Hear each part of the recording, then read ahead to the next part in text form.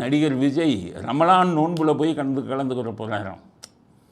எல்லாரும் என்ன சொன்னாங்க, அவர் திட்டினாங்க, என்னையா நீ விநாயகர் சதுர்த்திக்கு வாழ்த்து சொல்ல மாட்டேங்கிறீங்க, ஆனால் ரமலான் நோன்புல போய் கலந்துக்கிறீங்க, கிறிஸ்தவதுங்களுக்கெல்லாம் வந்து வாழ்த்து சொல்கிறீங்க அப்படின்னாங்க. என்னை பொறுத்தவரை விஜய் போகிற ரூட்டு ரைட்டு.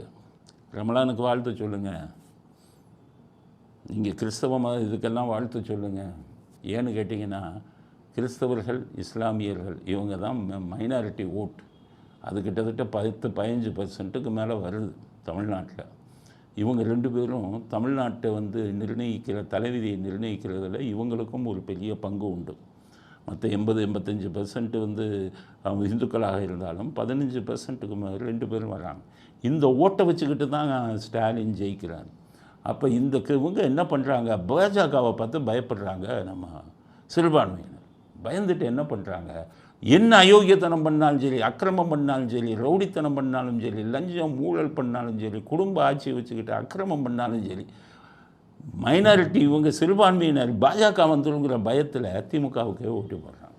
இவர்களை சிந்திக்க வைத்து இவர்களுடைய ஓட்டை பிரித்தா திமுக இல்லாமல் போயிடும். அந்த பணியை இப்போது விஜய் செய்து கொண்டிருக்கிறார். அவர் இப்படியே செய்யட்டும். நீங்கள் ரமலானுக்கு வாழ்த்து சொல்லுங்கள், கிறிஸ்துவ மதத்துக்கு வாழ்த்து சொல்லுங்கள். அந்த 10-15% ஓட்டை திமுகவிலிருந்து பிரிக்கும் வேலையை நீங்கள் செய்தால் தமிழ்நாடு மக்கள் உங்களுக்கு நன்றி கடன் பட்டிருப்பாங்க. இந்த கூட்டத்தை உடைக்கிறதுக்கு முக்கியமான ஆயுதமே மைனாரிட்டி ஓட்டு, அதாவது சிறுபான்மையினர் ஓட்டை திமுகவை விட்டு திசை திருப்புவது தான். அதனால் ரமலான் நோன்பில் விஜய் கலந்துக்கிட்டது வந்து மகிழ்ச்சியான செய்தி, தமிழ்நாட்டுக்கு மகிழ்ச்சியான செய்தி.